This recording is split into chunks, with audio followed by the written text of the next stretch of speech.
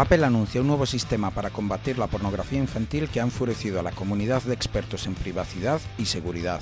El cable que usas para cargar tu iPhone podría estar físicamente infectado y permitir a un atacante comprometer tu ordenador a kilómetros de distancia. Elevar privilegios a System en sistemas Windows es cuestión de segundos con solo enchufar un ratón y dar 2 clics. El verano nos va abandonando lentamente, pero Tierra de Hackers nunca lo haría. Este es otro episodio de Tierra de Hackers. ¡Comenzamos! Hola y bienvenidos a Tierra de Hackers, tu noticiero de ciberseguridad hecho podcast. Hoy es el 4 de septiembre de 2021. Este es el episodio número 37. Yo soy Martín Vigo y no está conmigo Alexis Porros, que le toca estar de vacaciones, como estaba yo hace 2 semanas. Así que soy yo hoy el que va a estar con vosotros, que os traigo varias noticias y yo creo que a partir de la semana que viene, que nos toca episodio otra vez, ya volveremos a la normalidad, que ya estamos en septiembre y va tocando volver al trabajo. Además, como sabéis, los delincuentes y ciberdelincuentes no descansan, así que tanto Alexis como yo, aunque sea época de vacaciones, pues nos intercambiamos el podcast, pero esto no para porque queremos seguir trayéndoos las noticias más relevantes y más actuales. Y tanto es así que ha habido tantas que evidentemente había que prepararos un nuevo episodio. Disculpad el retraso, pero como digo, deberíamos volver a la normalidad. Como hace siempre Alexis, que en este caso lo haré yo, vamos a hablar primero de la pregunta del episodio anterior.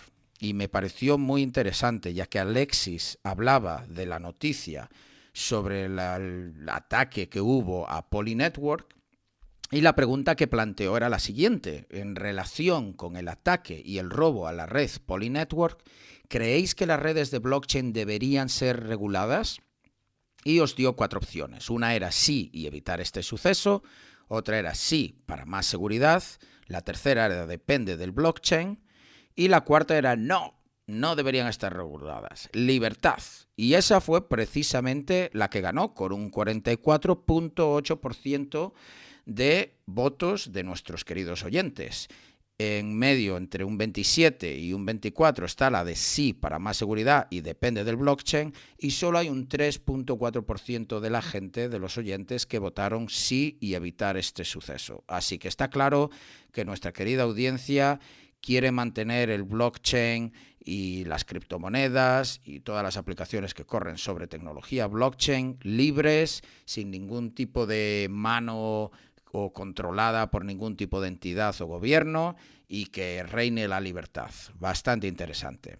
También recordad que en Tierra de Hackers nos podéis contactar a través de nuestro email podcast@tierradehackers.com y a través, por supuesto, de nuestras redes sociales: Twitter, LinkedIn, Facebook, Instagram, la que prefiráis. Simplemente nos buscáis, normalmente en todas somos @tierradehackers. Así que nos podéis buscar ahí y, por supuesto, estamos presentes en todas las plataformas de podcast que existen y que existirán, y solo nos tenéis que buscar por Tierra de Hackers y recordar suscribiros para estar al día con todos los nuevos episodios que vamos lanzando, que los lanzamos siempre los martes, cada 2 semanas. Y yo creo que con esto ya nos lanzamos a la primera noticia, que he de decir que es una noticia que de hecho llevo preparando semanas, porque tenía muchas ganas de traerla al podcast. Y de hecho casi cuadró bien que fuera de vacaciones, porque la noticia se ha ido desarrollando durante las semanas. Incluso hoy ha habido una novedad y, por supuesto, os traigo la información más actual. ¿De qué estoy hablando? Pues que hace unas semanas Apple anunciaba un nuevo sistema para combatir la distribución de material ilegal relacionado con la pornografía infantil. Esto, como probablemente la mayoría de vosotros sabéis, ha causado un revuelo importante por cómo funciona la tecnología, y creo que es una noticia perfecta para Tierra de Hackers, ya que después de leer mucho contenido al respecto, noticias en medios, opiniones de la gente en Twitter y en otras redes sociales, lo que tengo claro es una cosa, y es que la gente y los medios no entienden del todo cómo funciona y las implicaciones de lo que ha planteado Apple. Por tanto, espero que pueda aclarar un poco todo esto y, sobre todo, abrir un debate. y un debate entre nuestros oyentes una vez tienen toda la información necesaria para formarse una opinión, en vez de tener una opinión en base a información sesgada o parcial. Todo comenzó hace unas semanas, cuando Apple dijo que iba a escanear localmente en los teléfonos de los usuarios las fotografías que tenían para detectar si entre ellas hay alguna que puede ser considerada pornografía infantil.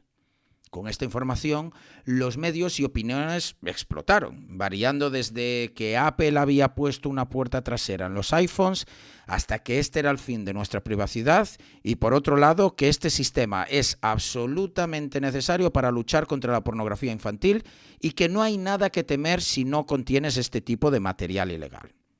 Pues yo diría que ni lo uno ni lo otro. Vamos a hacer una cosa, vamos a analizar todo esto de la siguiente manera. Primero, explicaré qué es realmente lo que Apple ha anunciado. Luego, expondré las preguntas abiertas que yo mismo me planteé en su momento cuando Apple anunció esto. Después veremos cómo Apple ha contestado, de hecho, a algunas de esas preocupaciones que yo tenía a través de ciertos white papers que anunciaron a los días siguientes de hacer este primer anuncio.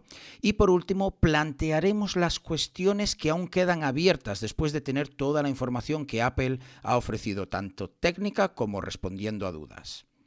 Bien, comenzaré diciendo que Apple no solo anunció una medida para luchar contra la pornografía infantil, sino dos. Una en la que las fotos que tienes en tu móvil van a ser escaneadas localmente en busca de imágenes de pornografía infantil conocidas. Y esto es un punto muy importante, conocidas. La otra medida de la que no se habló tanto es el uso de Machine Learning para detectar el envío o recibo de imágenes que contienen desnudos por parte de un menor. Centrémonos primero en la primera medida. Apple escaneará las fotos que tienes en tu móvil en busca de imágenes consideradas representativas de abuso sexual a menores que son previamente conocidas, es decir, imágenes que ya se han visto, que ya se han categorizado como material ilegal y son las imágenes que se van a buscar. De la manera en que funciona esto es que hay ciertos organismos, como por ejemplo Europol, Interpol, incluso organizaciones sin ánimo de lucro que luchan contra la pornografía infantil, que tienen una base de datos de imágenes de abuso sexual a menores que han ido recolectando a través de los años, pues mediante investigaciones y detenciones a pedófilos que tenían dichas imágenes y simplemente pues se las han quedado y metido en esta base de datos global, por así digamos. Apple lo que hace es buscar si tu iPhone tiene almacenada alguna de estas fotos en concreto. Fotos que previamente han sido identificadas como ilegales, como decía. ¿Y cómo se hace esto? Pues se hace mediante hashes. Probablemente, yo sé que muchos de nuestros oyentes son técnicos, pero también tenemos mucha audiencia, lo cual nos encanta, por cierto, que no es tan técnica. Y a pesar de que ya en episodios anteriores hemos hablado de hashes y explicado un poquito lo que son, explicaré brevemente qué es esto de los hashes. Bien, un hash es un algoritmo que permite convertir un archivo, en este caso que nos concierne, en, digamos, unos números y letras, una especie de matrícula. Es decir, tú introduces en este algoritmo un archivo cualquiera, como en este caso una imagen o un vídeo, y te va a dar una matrícula única para esa foto. ¿Ok? La particularidad de los hashes es que es una operación de un solo sentido. ¿Qué quiere decir esto? Pues como explicaba, tú puedes darle una foto y te da una matrícula, pero tú no puedes darle una matrícula y que te devuelva la foto. Esto es esencial para la seguridad y se utiliza mucho también en criptografía. Por tanto, os lo podéis plantear como un ejemplo en el que, digamos que tú quieres hacer un zumo, ¿verdad?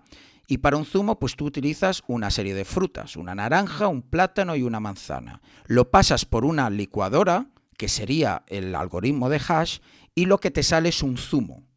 Eso sería nuestro hash. Pero tú, si quieres convertir el zumo de vuelta a frutas, sería imposible, como no vuelvas a rehacer los átomos y todo esto.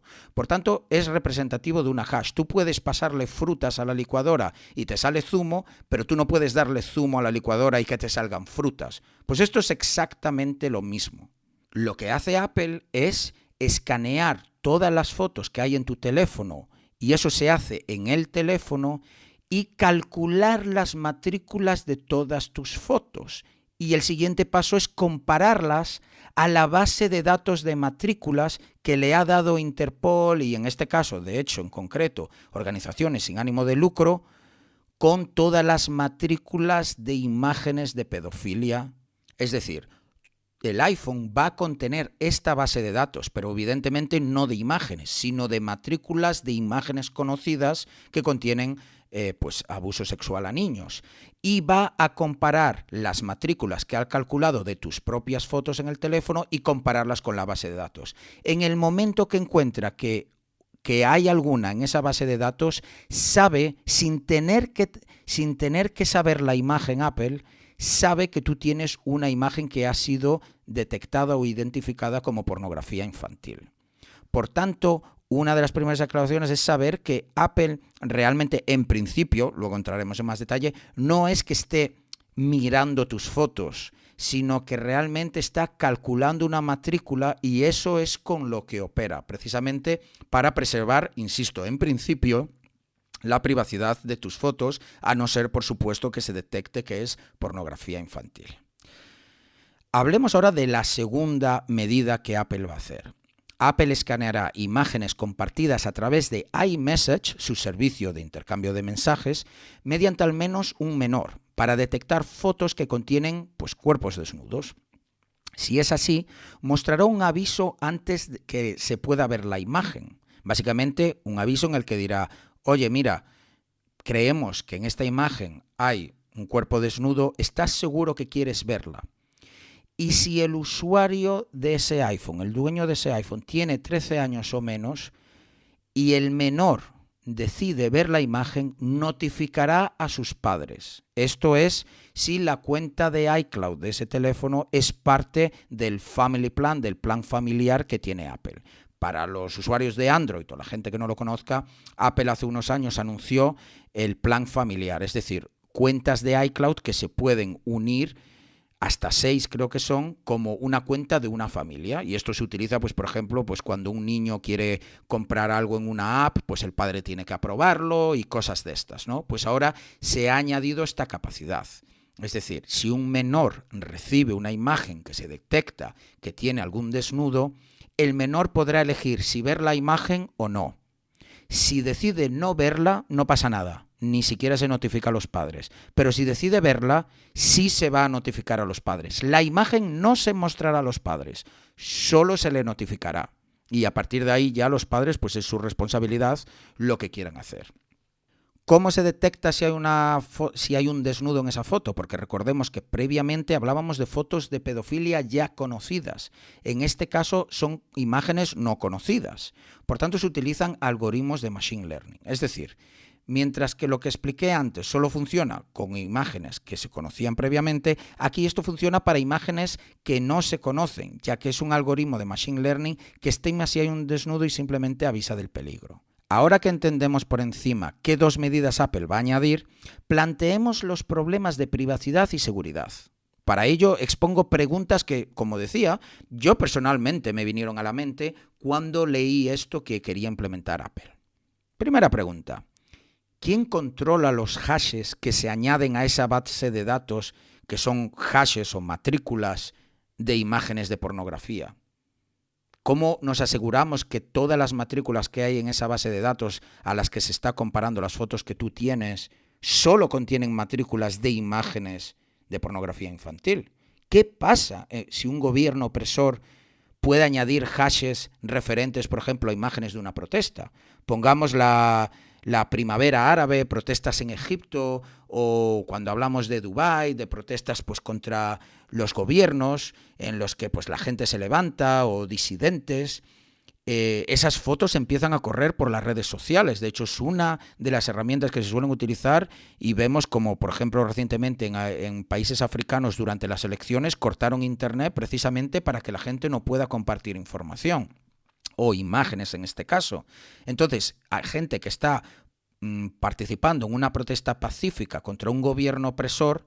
Un gobierno podría calcular las matrículas de fotos que se están poniendo en redes sociales, añadirlas a esta base de datos y luego Apple detectaría esas imágenes también avisando al gobierno, bueno, en este caso a la policía, por ejemplo.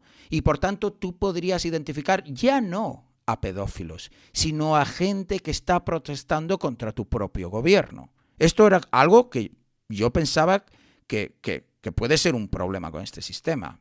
Bien, pues Apple, como decía, días después, como se levantó todo este revuelo, sacó un documento que os pongo en las notas y enlaces del episodio explicando más técnicamente cómo se implementaban estas medidas. Y en este caso encontré la respuesta a esta pregunta, y es que Apple dice que no controla los hashes. Es decir, Apple no puede ni añadir ni eliminar hashes de esta base de datos. De hecho, tampoco un gobierno puede hacerlo. Apple dice que solo aceptará hashes de organizaciones no gubernamentales con reputación. Esto es interesante porque elimina un poco el concepto de un gobierno opresor, ya que son organizaciones no gubernamentales que trabajan contra la explotación infantil y que también tienen estas imágenes, las que van a dar a Apple esta base de datos de matrículas de imágenes conocidas. Siguiente pregunta. ¿Qué pasa si un gobierno opresor obliga a esa organización sin ánimo de lucro a añadir los hashes? Al fin y al cabo, un gobierno tiene mucho poder en un país. Por tanto, por mucho que seas una organización no gubernamental sin ánimo de lucro, si te viene un dictador a punta de pistola y te dice no, tú le vas a dar a Apple estos hashes, incluyendo estos también, pues es posible que lo hagas. La respuesta de Apple a este escenario, pues Apple dice que al menos 2 organizaciones sin ánimo de lucro de países soberanamente diferentes, es decir, con diferentes leyes y totalmente diferentes, son los que tienen que añadir las bases de datos y estar de acuerdo en las bases de datos. ¿Qué quiere decir esto? Pues que si, por ejemplo, pongamos en Arabia Saudí un gobierno le obliga a una organización sin ánimo de lucro a añadir hashes, pero en España no es así, cuando Apple procese esos hashes verá que las de Arabia Saudí no concuerdan ni con las de España, ni con las de Italia, ni con las de Estados Unidos, ni con las de Noruega, que entre sí todas sí cuadran. Solo es la de Arabia Saudí que tiene más o menos hashes. Por tanto, sabrán que hay un desacuerdo en los hashes y por tanto hay un problema. Por tanto, Apple, al menos 2 organizaciones de 2 países diferentes son los que tienen que proveer esa base de datos con matrículas de fotos pedófilas y además ser exactamente las mismas, para evitar que un gobierno opresor pudiese manipular. Siguiente pregunta. ¿Qué pasa si alguien añade nuevos hashes para víctimas específicas, como por ejemplo un periodista? Hemos hablado en Tierra de Hackers 1000 veces de pues desde el ejemplo de Pegasus hasta pues gobiernos que utilizan estos servicios para ir contra periodistas, disidentes, rivales políticos y todo esto. Entonces, se puede de alguna manera, en particular para una víctima, ya no para todo el mundo, porque hay billones de usuarios con iPhones, digamos para uno en concreto, pues ponte, por ejemplo, que tú quieres hacerle la vida más complicada a un periodista y tú añades pues hashes solo para ese periodista, para unas fotos que él ya tiene, que a lo mejor ha publicado en una red social y que se detecten como pedofilia. Y por tanto tú metes a ese hombre en un problema porque como mínimo va a tener que lidiar con agentes, ¿no? Pues Apple dice que los hashes forman parte del sistema operativo y no hay manera de modificar la base de datos o actualizarla mediante updates específicos. El sistema operativo de Apple, iOS, está firmado criptográficamente y es el mismo a nivel mundial para todos los usuarios de Apple. Y las firmas, de hecho, se pueden comprobar. Tú puedes comprobar que tu sistema operativo sea idéntico criptográficamente, por así decirlo, porque hay una firma digital, al de todos los demás. Por tanto, sabes que nada se ha modificado. Apple también publicará las firmas de las bases de datos específicas de hashes, es decir, una cosa es la firma del sistema operativo de iOS que tienes instalado, pero a mayores va a publicar una manera de comprobar que la base de datos específica que va a residir en tu teléfono conteniendo esas matrículas tampoco ha sido modificada. Y esto lo puedes comprobar también criptográficamente. Por tanto, no solo que el sistema operativo no ha sido modificado, sino que la base de datos no ha sido modificado. Y esto lo va a poner, digamos, la manera de poder verificarlo en la página web de Apple. Así tú podrás comparar pues, la firma, digamos, criptográfica en tu teléfono, compararla que sea la misma que Apple ha publicado en su página web. Si no son la misma, tú sabes que algo ha sido modificado en tu teléfono. Por tanto, para que alguien pudiera hacer algo así, primero tendría que comprometer totalmente tu teléfono. La base de datos, por cierto, está cifrada también, por tanto tendrías que bypassear eso de alguna manera y luego tendrías que también hackear la propia web de Apple para modificar allí la firma que se va a mostrar al usuario o hacer algún ataque de tipo man in the middle, que tampoco me quiero meter en esto, para que el usuario cuando fuera a comprobar la firma que sea idéntica en la web de Apple y en su teléfono, pues sigan coincidiendo. Pero bueno, esto es, digamos que lo que se llama defense in depth, ¿no? Son como niveles de seguridad, que si se compromete pues a un nivel tengas otras dificultades todavía. Vale, siguiente pregunta. ¿Qué pasa si hay un hash collision? ¿Qué es esto de colisiones de hashes? Muy bien, como yo decía, una imagen se le puede calcular su matrícula. Pero por simplificarlo un poco, tú puedes calcular una matrícula suele tener 32 caracteres. Dependiendo del tipo de algoritmo que utilices, pero bueno, pongamos que una firma tiene 32 caracteres.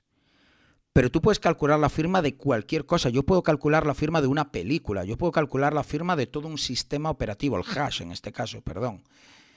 Por tanto, lo que yo estoy metiendo en el algoritmo es mucho más grande que lo que sale.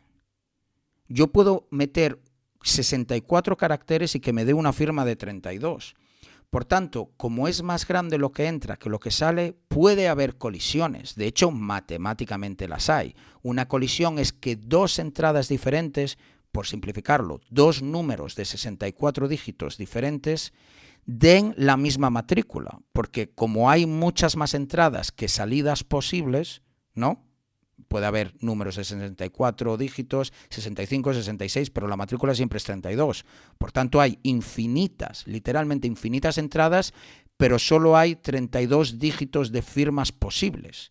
Por tanto, sabemos que matemáticamente hay colisiones. Pero por la longitud de la firma, se suele poner el ejemplo de que hay más firmas posibles que átomos en el planeta o granos de arena en la playa, o dicho de otra manera, que es muy complicado llegar a encontrar dos entradas, en este caso, pues dos imágenes diferentes que den la misma firma, el mismo hash. Es muy complicado. Pero ya se ha conseguido. Por ejemplo, el algoritmo de hashing llamado MD5 ya se considera completamente roto y inseguro. Es decir, tú puedes hoy en día programáticamente calcular dos archivos a tu gusto con ataques que se llaman de extension attacks y cosas así, que dan el mismo hash MD5. Por tanto, cuando tú compruebas que un archivo no ha sido modificado comprobando su firma en MD5, pues te la pueden colar, porque se puede calcular dos archivos diferentes que dan el mismo hash. Esto ha pasado también con SHA-1, que es más robusto que MD5, pero que ya a día de hoy consideramos inseguro, porque la complejidad matemática no es suficiente, digamos, para el poder computacional que tienen hoy en día los ordenadores. Por eso hoy en día ya se utilizan cosas como SHA-256. En este caso, Apple utiliza uno que se llama NeuraHash. Y a pesar de que Apple dice que las colisiones de hashes son muy difíciles, investigadores encontraron colisiones. Tanto es así que os dejo en los enlaces una página web de estos investigadores donde ves dos imágenes que creo recordar que eran de dos animales diferentes que dan el mismo hash utilizando el algoritmo de hashing que utiliza Apple. Por tanto, ya hay una prueba de concepto en la que alguien podría meter una imagen que no es de pornografía infantil, pero que su matrícula potencialmente daría como resultado que sí lo es. Porque recordemos que las imágenes no están en tu teléfono, evidentemente. Están solo las matrículas. Y si yo te puedo enviar una foto de un animal, pero cuya matrícula concuerda con la de una foto de pedofilia, te estoy metiendo en un problema. Y tú sin saberlo. Por eso esto es muy peligroso. Entonces, ¿Apple qué ha hecho al respecto? Pues Apple dice que solo notificará cuando hay al menos, atención, 30 fotos que cuadran con esta base de datos de matrículas de pornografía infantil. Es decir, tú tienes que, si tienes 29 fotos de pornografía infantil en tu teléfono, no pasa nada, literalmente. Ahora, si tienes 30 o más, entonces es cuando se alerta a Apple, se envían esas imágenes, esas 30 fotos, y hay una persona del lado de Apple, un humano, que revisará esas fotos para estar seguro de que efectivamente es pornografía infantil. Y es aquí donde tenemos el primer caso en el que la foto que tú tienes en tu teléfono será enviada de manera automática, de hecho las 30 fotos, a un tercero, Apple, y será vista por una tercera persona que no eres tú, una persona que va a revisarla. Por tanto, ahora ya no haría falta que hubiese una colisión de hashes, sino como mínimo alguien tendría que crear 30 colisiones de hashes para que llegase a haber alguna interacción o alguna medida en contra tuya. Muy bien, pues con estas preguntas que yo tenía, ahora hablemos de los problemas. Los problemas que sigue teniendo esto. iMessage es en principio cifrado extremo a extremo. ¿Qué quiere decir cifrado extremo a extremo? Pues en principio lo que quiere decir es que se cifra es referente a comunicaciones, se cifra en un móvil, poniendo el ejemplo de mandar un mensaje entre móviles, y se descifra cuando llega al otro móvil. Por tanto, aunque alguien esté en el medio, digamos que cuando yo te envío un mensaje, pues va a Vodafone, de Vodafone va a Estados Unidos, de lo que sea, pasa por 50.000 sitios, pero está cifrado, por tanto nadie puede leerlo. Esto es un mecanismo de privacidad y seguridad súper importante, el cifrado de extremo a extremo. Pero podemos ahora con esta nueva medida de Apple seguir llamándole a iMessage que está cifrado extremo a extremo. Y esto lo planteo porque es muy interesante, porque también es una cuestión sintáctica. Pensémoslo. El cifrado extremo a extremo quiere decir que se cifra. Yo voy a enviar una foto, se cifra en mi teléfono, te la envío a ti, querido oyente, se descifra en tu teléfono y la ves.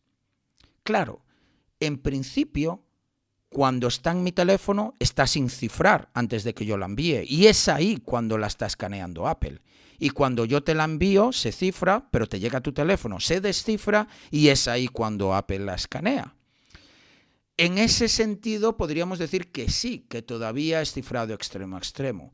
Pero cuando realmente en vez de sintácticamente, explícitamente leemos lo que quiere decir extremo a extremo, cuando entendemos lo que queremos decir con extremo a extremo, la cosa cambia. Porque cifrado extremo a extremo, lo que quiere decir es que solo yo y tú, querido oyente, deberíamos ver esa imagen.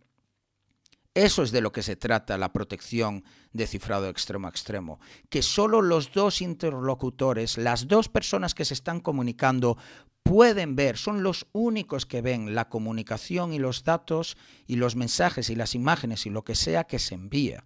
Pero en este caso Apple se está insertando ahí dentro al poder escanear una foto que nos hemos enviado el uno al otro. Por tanto, desde ese punto de vista, Apple ya no tiene derecho a decir que iMessage está cifrado extremo a extremo, porque Apple va a ver esa imagen, va a escanearla. Y eso no debería ser posible en sistemas de cifrado punto a punto, como puede ser un Telegram o un Signal. Planteemos otro problema, y es que, como siempre hacemos, intentamos documentarnos sobre las noticias y cuando llegamos a aspectos que no entendemos, intentamos encontrar a gente con la que hablar. En este caso, a mí me interesaba desde el punto de vista jurídico, desde el legal. ¿Es válido si tú encuentras fotos de pedofilia de esta manera, escaneando fotos en un teléfono al que ningún juez te ha dado una orden para que tú puedas ver? Si yo voy por la calle y viene un policía y me dice, enséñame tu móvil, no tiene derecho legal a hacerlo, porque eso es algo mío. No puede simplemente coger mi móvil, obligarme a desbloquearlo, al igual que no puede entrar en mi casa a ver lo que hay en mi casa. Entonces, yo me planteaba, jurídicamente, si Apple detecta que hay un teléfono que tiene imágenes de pornografía infantil porque ha estado escaneando ese teléfono y alerta a la policía cuando va al juez y le va a decir, oye, sabemos que esta persona tiene pornografía infantil. El juez lo que va a hacer es preguntarle, oye, ¿y cómo has obtenido estas pruebas? Claro, la policía no puede decir, no, hemos revisado su teléfono, porque nadie ha dado una orden para que se pueda revisar ese teléfono. Esto es un problema legal que le planteé a compañeros que trabajan en temas legales, jueces, abogados, y me decían que esto era bastante interesante y que ellos creían, bueno, hablé con un par de personas que como mínimo planteaba cuestiones, porque claro, tú no puedes simplemente, como digo, ir y revisarle el móvil a alguien. Un juez tiene que dar esa orden. Y Apple lo que está haciendo es escanear tu móvil. Por tanto, esto plantea una cuestión jurídica muy interesante, porque sería obtención ilícita de pruebas. Cuando la policía le diga, no, le escaneamos el teléfono, hemos visto las imágenes que tiene en su teléfono, te dirá, vale, ¿y quién te ha dado permiso para hacer eso? Y es por esto que probablemente solo funciona este sistema si se tiene iCloud activado y subiendo fotos a iCloud Fotos.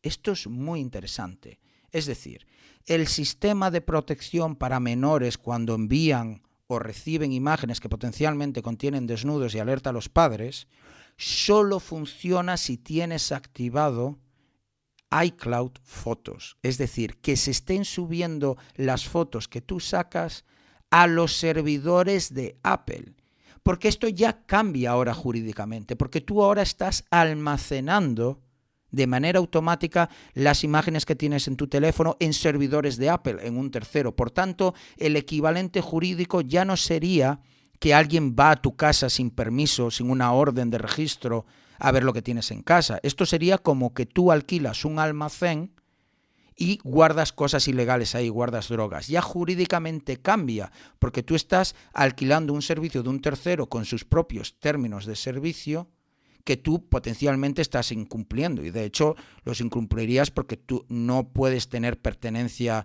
de material de pedofilia. Por tanto, es posible que es por eso que Apple solo aplica esta medida si tienes iCloud activado y estás subiendo las fotos a sus servidores. Muy, muy interesante desde el punto de vista jurídico. Y desde luego, cuando hagamos un Twitch, si alguien se anima a que controle de esto más que nosotros, que somos novatos y aprendices de todo, pues nos encantaría escuchar lo que tiene que decir al respecto.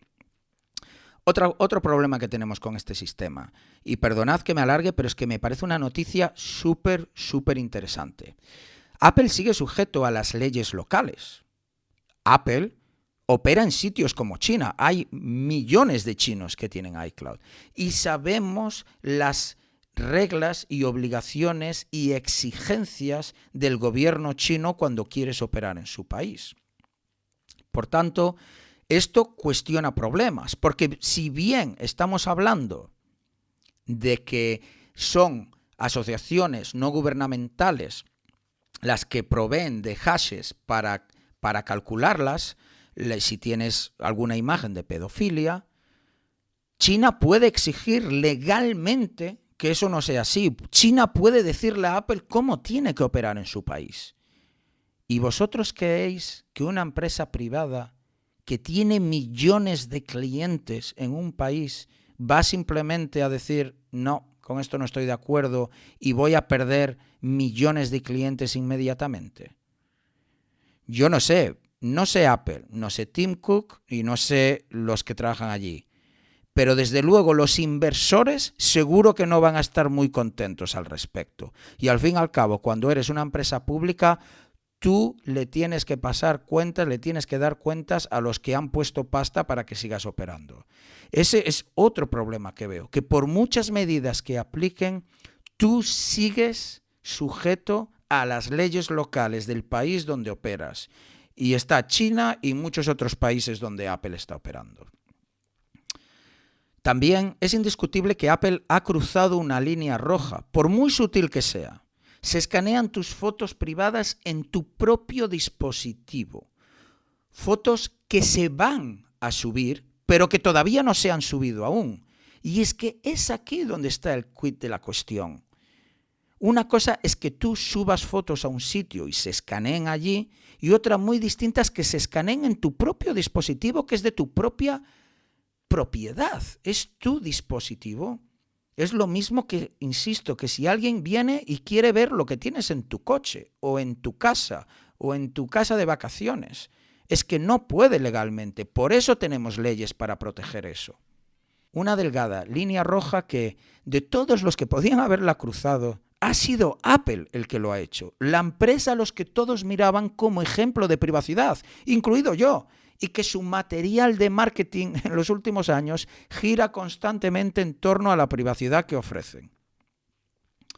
Bueno, ya terminando la noticia, hay varias cosas a tener en cuenta.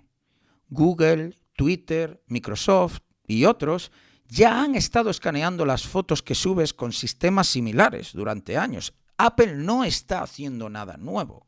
Esto de escanear y buscar fotos relevantes o conocidas de pornografía infantil ya lo hacen la mayoría de las empresas grandes, sobre todo las Fortune 500. De hecho, por ejemplo, Microsoft llama a su tecnología PhotoDNA, que lo podéis buscar y os dejo algún enlace en las notas y referencias del episodio. Hace exactamente esto. La gente pone el grito en el cielo sin tener esto en cuenta con lo de Apple. Pero sí, la pequeña diferencia es que sucede en el móvil. Es ahí donde Apple se ha pasado, desde mi punto de vista, un poco de frenada.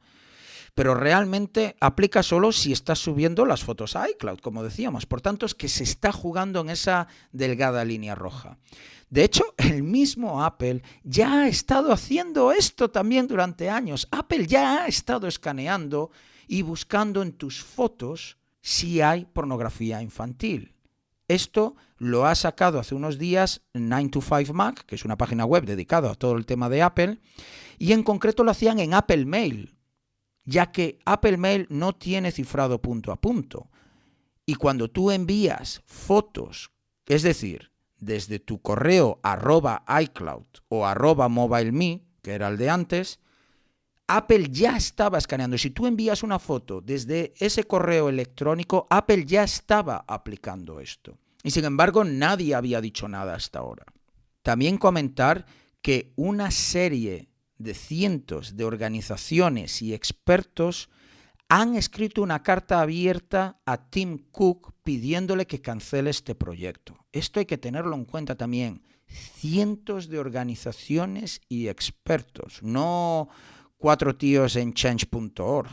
Y de hecho os dejo la carta también en las notas y referencias del episodio porque como siempre en Tierra de Hackers os queremos dar toda la información que encontramos relevante.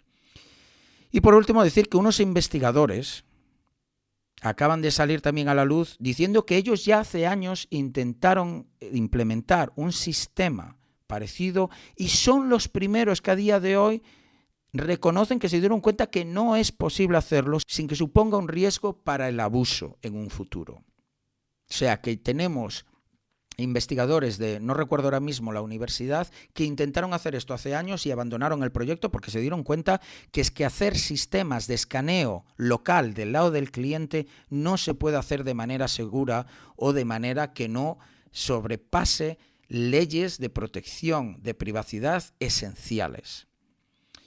Y ahora viene el plot twist. Según preparaba esta noticia durante estas semanas, justo ayer Apple acaba de anunciar que detienen temporalmente el lanzamiento de estas dos medidas. Esto es súper importante. ¿Por qué? Pues porque demuestra cómo la presión de la gente sí tiene relevancia, sí es importante y sí que lleva a cambios. Apple se ha echado atrás de manera temporal gracias a toda la presión recibida por los expertos, por periodistas y por la gente para poner freno a esto. No lo han cancelado, pero lo han parado y, según dicen, es para revisar y mejorar las medidas. Y ya para ir terminando, decir que, bueno, dos cosas para que os planteéis. No podemos olvidar que estamos hablando de intentar luchar contra la pornografía infantil. En principio, cualquier cosa que podamos hacer para eliminar esta lacra es positiva. Pero por otro lado, tampoco podemos olvidar lo esencial que es proteger la privacidad de la gente, lo relevante que es que nuestras leyes sigan protegiendo nuestra inocencia, lo importante que es el saber que ya hay antecedentes de abusos por parte de gobiernos, la importancia de saber que mañana podemos tener un presidente loco en el país más democrático que va a abusar su poder. No es la primera vez que pasa.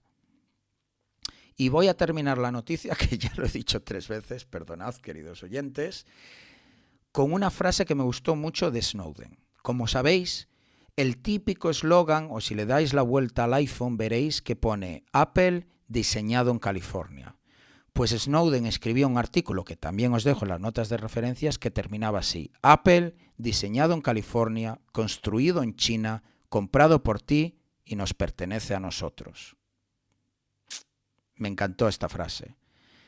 Y ya, por supuesto, os tengo que dar la pregunta del episodio referente a esto, porque me interesa muchísimo, querido oyente, qué es lo que opinas. La pregunta es la siguiente y espero poder haberte ayudado a por lo menos tener un poco más claro e, insisto, formar tu propia opinión. Así que, ¿qué opinas del sistema de Apple para combatir la pornografía infantil? Te doy 4 opciones. Una, bien, porque protege a los niños. La otra opción sería mal, porque se puede abusar. Te doy una tercera opción que sería mal, porque invade la privacidad. Pero te quiero dar una buena salida para la cuarta opción, que es sigo con dudas, porque a pesar de que yo haya hecho el mayor esfuerzo para explicar un poco los pros y los cons y los puntos de vista de todo el mundo, es totalmente factible que todavía no sepas si esto es positivo o negativo, porque, insisto, no podemos olvidar de que estamos hablando de luchar contra la pornografía infantil. Y aquí lo dejo y nos pasamos a la siguiente noticia. Y en esta noticia os voy a hablar de un implante de hardware que alguna vez hemos cubierto en episodios de Tierra de Hackers, pero no mucho, así que fue una noticia que me gustó mucho preparar. Y es que un investigador conocido como MG, ha sacado una versión actualizada de su famoso implante Oh My God Cable, o el cable Oh My God. En 2019 este investigador ya desarrolló este cable, que es un cargador de iPhone, el típico cable cargador de iPhone tipo USB-A a Lightning, con un implante dentro. Este implante permitía a cualquier atacante remotamente controlar el ordenador al que se conecta. Es decir, lo típico, que estás con tu MacBook Pro, quieres cargar el iPhone, coges el cable, lo enchufas al MacBook Pro, lo enchufas al iPhone y ¡pum! Y está cargando. O a lo mejor pues simplemente lo que quieres es sincronizar iTunes y tus fotos y todo lo que tú quieras. Pues bien, este implante permite que, si tú utilizas un cable que contiene este implante, controlar tu MacBook Pro remotamente. El implante permitía a cualquier atacante conectarse. Y esto es una pasada, porque es que el cable es idéntico al oficial de Apple, el típico cargador. Hasta tal punto que fue capaz de hacerlo sobre los cables originales de Apple, modificándolos. En vez de hacer su propio cable, cogió el típico cable que compras en Apple para cargar tu iPhone y lo abre, inserta el implante, hace todo su tema eléctrico, lo cierra y tal cual. O sea, es que no ves la diferencia. Es imposible ver esa diferencia o el implante, a no ser de que abras el propio cable y mires por dentro y sepas, de hecho, lo que estás buscando, porque el implante de hardware es súper pequeñito. Este implante físico atención, genera un punto de acceso Wi-Fi al que se puede conectar el atacante remotamente, como a cualquier Wi-Fi. Esto permite enviar comandos al ordenador, ya que el cable pasa a actuar como si fuera un teclado. Es decir, tú enchufas este cable con el implante a tu ordenador y tu Mac lo reconoce en parte como un teclado, y como el cable tiene un punto de acceso Wi-Fi, el atacante se conecta a esa Wi-Fi y ya puede desde su teléfono empezar a enviar comandos como si estuviese delante de tu teclado. Y es una pasada porque también el cable funciona también como se espera. Es decir, el cable carga tu iPhone. O sea, es idéntico y carga tu iPhone. O sea, tú no puedes ver nada. Por tanto, es que la víctima no se entera. Y pensar bien lo que os estoy diciendo. Este cable genera una Wi-Fi. Es que parece de chiste. O sea, os estoy diciendo que es un cable inalámbrico. O sea, es absurdo. Esto es como el chiste del que inventó el agua deshidratada, o la sal dulce, o el azúcar salado. Es como contradictorio. Un cable inalámbrico. Me parece brutal. Recordemos que esto lo creó un investigador con el propósito de ser usado por equipos de red teaming e investigadores. De hecho, es que lo puedes comprar tú, querido oyente, por $200 y se vende en la tienda, por ejemplo, de Hack5, que es una tienda bastante conocida de temas de hardware hacking e implantes. Pues bien, yo decía que esto había sido en 2019, un cable de tipo USB-A a Lightning Cable. USB-A es el típico USB de toda la vida, el que es así gordito. Pues bien, resulta que cuando se presentó este cable en DEF CON, algunos le dijeron que sería imposible hacerlo sobre USB-C, el nuevo que es mejorado y que ahora ya los MacBook Pros vienen con solo USB-C. Pues decían que era imposible porque no hay espacio físico en el cable para meter físicamente ese implante. Recordemos que el USB-C, la parte del enchufe del USB-C, es bastante más pequeña que la de un USB-A, es decir, el típico USB normal. Pues él se lo tomó como un reto y acabó consiguiéndolo, y lo cual es todavía más increíble, porque el implante físico en la web, salen imágenes en plan de rayos X, es pequeñísimo y ocupa de hecho la mitad del espacio que hay libre en el plastiquito que rodea al enchufe USB-C. Es una auténtica pasada, un rollo de espías. Así que ahora también hay la versión USB-C a Lightning Cable, dando aún más posibilidades para infectar a la gente, ya que ahora todo el mundo utiliza USB-C y de hecho los nuevos iPhones ya te vienen con cargador USB-C a Lightning Cable, porque todos los nuevos MacBook Pro ya no tienen USB normal. Pero no solo esto, ha añadido más funcionalidades, como por ejemplo geofencing, que lo que hace es que, insisto, esto como se supone que es para utilizar de manera profesional, pues si por ejemplo en un red teaming tú lo utilizas para comprometer a un empleado de una empresa que tienes que hackear, pues tú solo quieres interceptar todo lo que está pasando ahí cuando esa persona está en la oficina. Por tanto, puedes decirle al cable que si está fuera de la oficina, por ejemplo, cuando esa persona se vaya a su casa, ya no haga nada, se desconecte. Porque así estás protegiendo pues la privacidad de esa persona, porque al fin y al cabo, insisto, tú haces esto de manera profesional. También tiene un keylogger. Recordemos que el cable de 2019 tú podías inyectar comandos, lo cual es súper útil, pero también es muy interesante que sea un keylogger, es decir, que capture las teclas, lo que está tecleando la víctima. Esto es especialmente interesante cuando está poniendo un nombre de usuario y una contraseña, pues es capaz de almacenar hasta 65.000 pulsaciones de teclas que luego te puede enviar. También tiene mecanismos de autodestrucción con borrado de los logs y envío de todo el material recolectado para evitar análisis forense. Es decir, este cable inalámbrico se autodestruye, no físicamente, pero sí digitalmente, por así decirlo, eliminando todo rastro de lo que habías hecho. Pero es que además incluye una Wi-Fi mejorada. Este cable inalámbrico se puede, en pruebas, por lo que dice el investigador, conectar desde más de 1 kilómetro de distancia utilizando antenas especiales, que se conocen como antenas direccionales. Es decir, yo puedo estar a 1 kilómetro de distancia conectado a este cable que tú tienes enchufado en tu ordenador, tanto inyectando comandos en tu ordenador, como grabando las pulsaciones de teclas que tú haces y me las envía a mí de vuelta. Es una auténtica pasada y se puede comprar por $140, o sea, 100 pavos, 100 euros, la versión más básica. Pero bueno, es muy interesante y de hecho hemos hablado en los últimos episodios de ataques de tipo Evil Mate Attack, es decir, cuando os hablábamos de este portátil que pudieron comprometer teniendo acceso físico, modificando pues partes internas, o tú puedes también, pues si tienes acceso físico en un ordenador, extraer el disco duro, comprometer la BIOS y temas de estos. Es decir, el tipo de ataque que no es remoto a nivel de software, sino que es cuando tú tienes acceso físico a un ordenador que evidentemente pues puede estar cifrado o como mínimo está apagado y por tanto no tienes la contraseña para entrar en el sistema operativo. Pues bien, ahora en la pregunta que de hecho os hicimos en Twitter era ¿qué mecanismos utilizabais vosotros para protegeros de este tipo de ataques de acceso físico?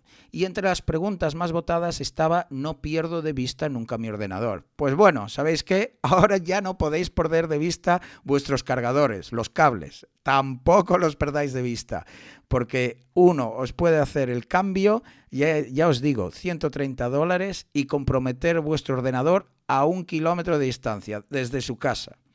Así que como siempre en Tierra de Hackers, aunque todo esto parezca ciencia ficción, no lo es, os damos precauciones por ello.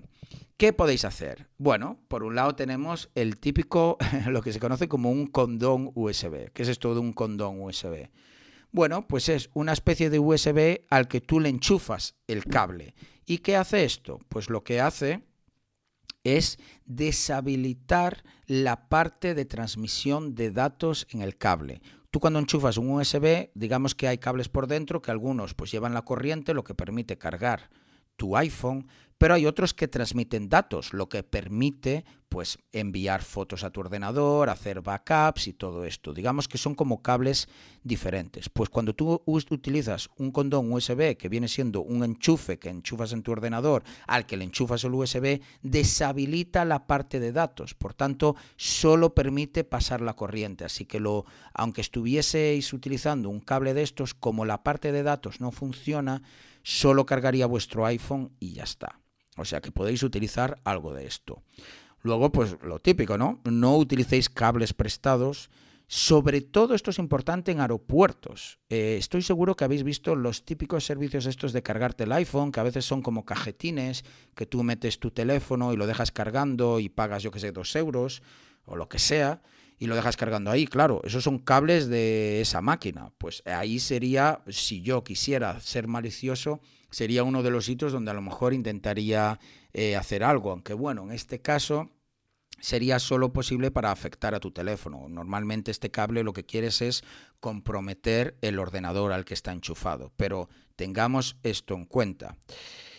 Luego también otra opción que podemos hacer es cargar con el teléfono bloqueado o apagado. Es decir, tú puedes tener tanto el ordenador bloqueado como el iPhone bloqueado. Por tanto, aunque alguien esté intentando enviar comandos, como está bloqueado tanto el ordenador como el iPhone, no va a servir de nada. Y como tampoco tú estás pulsando ninguna tecla ni metiendo ningún nombre de usuario y contraseña, pues tampoco sucederá nada. De hecho, los iPhones en concreto tienen un mecanismo en el que puedes hacer que esté deshabilitado los datos en el USB, o en este caso en el Lightning Cable, cuando el teléfono está bloqueado. Yo de hecho lo tengo activado. Por tanto, cuando lo tienes bloqueado, lo único que se puede hacer, da igual lo que haga el cable, es cargar el iPhone. Y eso es una buena protección que deberíais activar. Nunca está de más.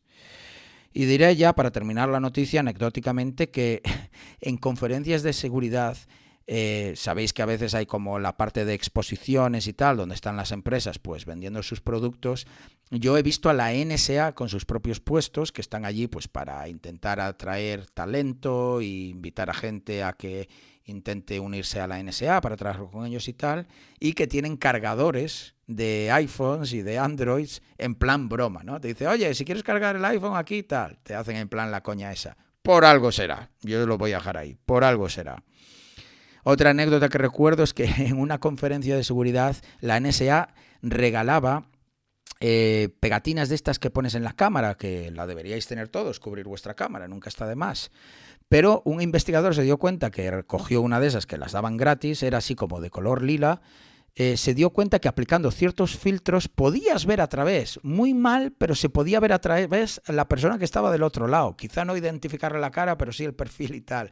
Y de hecho lo puso en Twitter en plan, oye, NSA, buen trabajo, regalando de estos que parece que no se puede ver a través de la cámara, pero mira, si aplico estos filtros y tal, sí que se puede vislumbrar quién puede estar detrás. Por lo menos, como mínimo, por las imágenes que puso de prueba, podías ver si era una mujer o un hombre, más o menos por la silueta.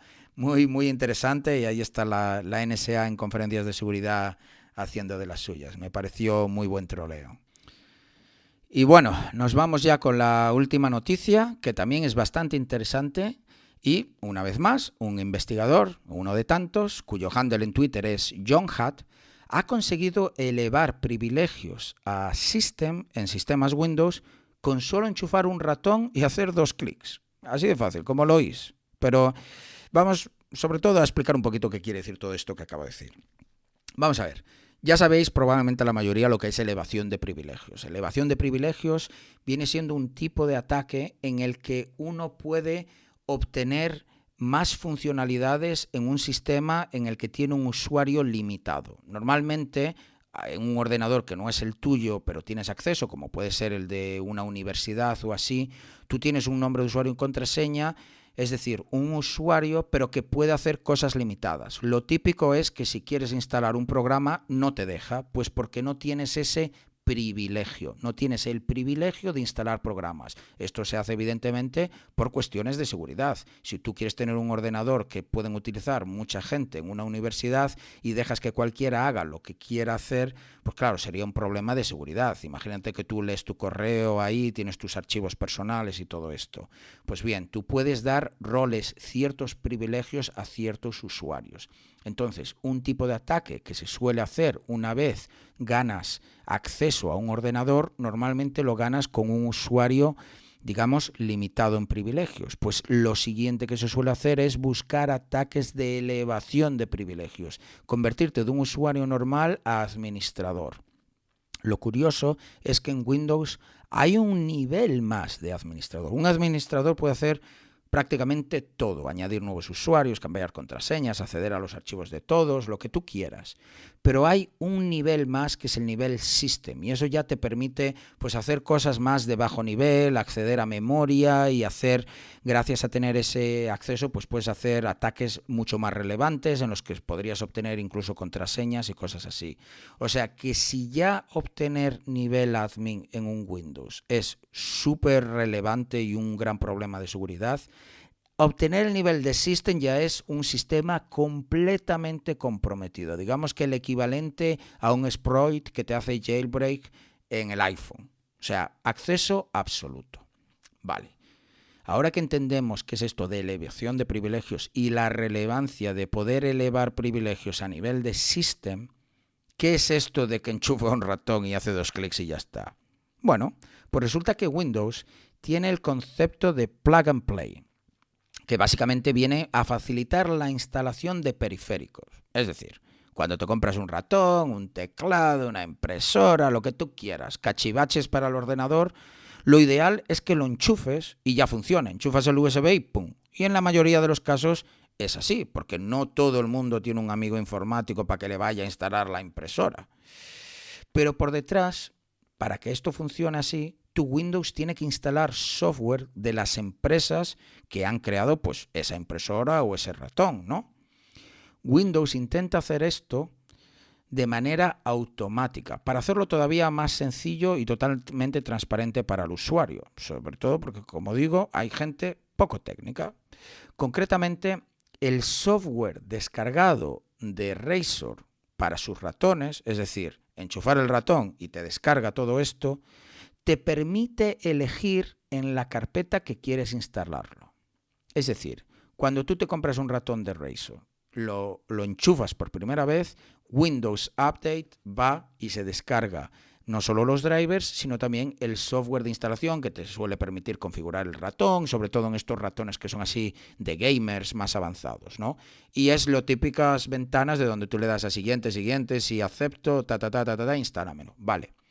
Pues en esas ventanitas, durante el programita de instalación, te permite elegir dónde quieras instalar, en qué carpeta quieres instalar ese programita. Esto quiere decir que desde el programa de instalación puedes abrir la típica ventana de Windows que te permite navegar por el sistema de ficheros. Ya sabéis, cuando te dan la opción de dónde quieres instalar esto, te abre la típica ventana de Windows Explorer, que es donde ves todos los archivos y puedes ir a C2 puntos, D2 puntos, o la carpeta de Windows, lo que tú quieras. Pues esta ventana, si tú haces clic al botón derecho del ratón mientras mantienes la tecla Shift pulsada, aparece el típico menú y entre sus opciones te permite abrir una terminal, PowerShell. Esto de la terminal lo que quiere decir para los oyentes menos técnicos es que es el típico programa donde tú puedes introducir comandos. En vez de hacer las cosas con el ratón, es como ves en las películas que hacen los hackers, con el teclado haciendo todo. Esto es muy importante pues para usuarios avanzados y todo esto, administradores de sistemas y tal. Muchas cosas que se hacen de manera avanzada en ordenadores es mucho más cómodo hacerlo mediante comandos que se teclean, no con el puntero y el ratón y haciendo clic y doble clic. Por tanto, si tú consigues acceso a una terminal, básicamente tienes acceso a hacer lo que quieras, porque puedes introducir cualquier comando. Por supuesto, se van a respetar los privilegios que tú tengas, pero si tienes privilegios de System, vas a poder hacer cualquier cosa. Y como abriendo este software, tú tienes la opción de elegir en qué carpeta se instala, y al abrir esa ventana le das a Shift, botón derecho al ratón, pues ya está, ya tienes una terminal que se abre con los privilegios del software desde el que le has abierto esa terminal. Y resulta que el software de Razer viene corriendo con privilegios de System. Por tanto, la terminal hereda los privilegios del software de Razer y ya tienes cómo introducir comandos con los máximos privilegios posibles. Es decir, un sistema totalmente comprometido. Has elevado privilegios desde el usuario más limitado al usuario más elevado. Todo enchufando un ratón, dando 2 clics y obtienes una terminal con acceso System. Lo mejor de todo, que lo quiso reportar a la empresa Razer y le ignoraron. Y por tanto lo que hizo fue irse a Twitter y decir, mira, llevo tiempo intentando hacer esto, puso un vídeo de la demo que os dejo en las notas y referencias del episodio, que es buenísimo, y dijo, aquí tenéis un regalito, ya que Razer no me hace caso. Investigando esta noticia, otro investigador llamado Lawrence Amor, que es bastante conocido, vio esta publicación y decidió hacer una cosa muy interesante. Quiso saber si esto era un problema sistemático o si era simplemente una cosa puntual de esa empresa en concreto. Lo que hizo, tenía un teclado de gamer de la marca SteelSeries y lo que hizo fue borrar todo para enchufarlo como si fuera la primera vez que lo enchufa en su ordenador. Es decir, desinstaló el teclado, todo esto, como si fuera que lo acabase de comprar y lo enchufa por primera vez en su ordenador.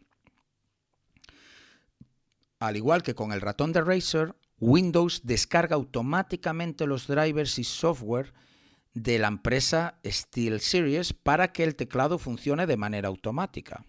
Y abre, insisto, de manera automática la aplicación, una vez más con los privilegios máximos de System.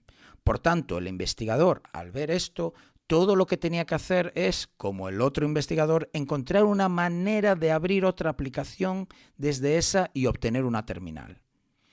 En este caso, lo consiguió al ver el típico link de leer más que estaba en la pantalla que contiene los términos de servicio. ¿Sabéis cuando le vais dando a siguiente, llega la pantallita con todo el tocho de texto que le tenéis que dar scroll abajo? Pues en este caso, en vez de tener scroll abajo, tenía un link abajo a la izquierda que ponía ¿quieres leer más? y al darle ese link te permite elegir la aplicación con la que quieres abrir ese link. Lo típico que dice, oye, no sé con qué aplicación abrir esto, y elige una. Pero los de SteelSeries habían pensado en este posible ataque, supongo, y limitaban las aplicaciones con las que se podía abrir al navegador de Internet Explorer. Así que le dio al navegador de Internet Explorer y verificó que ahora tenía un navegador de Internet Explorer corriendo, evidentemente, con los privilegios de System, lo cual es muy peligroso. Pero bueno, de momento no ha elevado privilegios, porque está todavía, digamos, encerrado o limitado a lo que puede hacer Internet Explorer. Pero él sabía una técnica para obtener una terminal. Y es que desde el navegador usó el truco del botón derecho guardar página. Tú puedes, cuando estás en una página web, darle al botón derecho y guardarla. ¿Y qué pasa cuando quieres guardar algo? Que se abre la ventana de Windows con el sistema de archivos para que tú puedas escoger dónde grabar esa página web, ese archivo. Y por tanto ya aquí utilizó el mismo truco que utilizó el investigador anterior de mantener Shift pulsado y darle al botón derecho, y ya puedes elegir tu terminal de PowerShell con nivel System y comprometer el ordenador. Por tanto, esto prueba que el problema es un problema global, un problema sistémico. Está en todo, en muchísimos software, en muchísimos periféricos. Lo que sucede es que Windows para ciertos periféricos descarga y ejecuta automáticamente programas de configuración y los privilegios de estas aplicaciones no están debidamente limitados, acotados, permitiendo a cualquiera en cuestión de segundos obtener los máximos privilegios en un ordenador con un usuario muy limitado simplemente enchufando un periférico. Me parece algo brutal. Y bueno, hasta aquí han llegado las 3 noticias que os traía. Muchas gracias por quedaros conmigo. Sé que echáis de menos la voz de Alexis, yo también, como os digo. Ya para el siguiente episodio volvemos los dos, volvemos a la normalidad, volvemos al horario de siempre, a la fecha de siempre. Muchísimas gracias como siempre, de verdad que no lo decimos por decir. Gracias por estar ahí, gracias por escucharnos. Nos hace un montón de ilusión ver cómo crece día a día los oyentes. Le dedicamos mucho tiempo a esto, incluso durante nuestras vacaciones. Yo estoy ahora mismo en un hotel en la playa grabando esto a las 1:30 de la mañana, pero para nosotros es súper importante seguir enviándoos episodios, así que espero que lo disfrutéis. Nos escuchamos en el siguiente episodio y hasta aquella, manteneros a salvo. Adiós, adiós. Si te ha gustado este episodio y quieres ayudarnos a seguir con el podcast, compártelo con tus amigos y compañeros. Con tu apoyo podremos atraer y despertar el interés por la ciberseguridad de mucha más gente. Acuérdate de dejarnos un comentario y una valoración donde nos estés escuchando. También puedes seguirnos en Twitter, Instagram y Facebook. Te esperamos en el próximo episodio de Tierra de Hackers.